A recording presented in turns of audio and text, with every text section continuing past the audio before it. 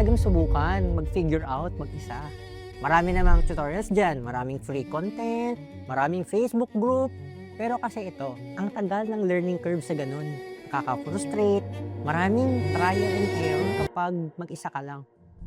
Nung nagsisimula ako, share ko lang, nanguhula lang rin ako. Minsan pa nga ay randomly PM people na hindi ko kilala ha.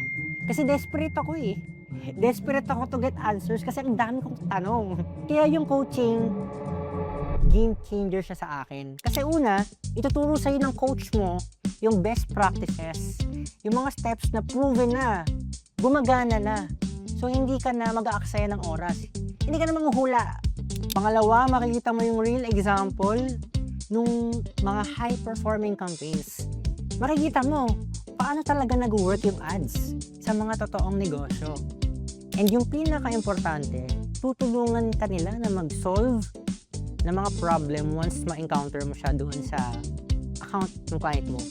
Hindi mo na kailangang hulaan kung tama ba or mali yung ginagawa mo.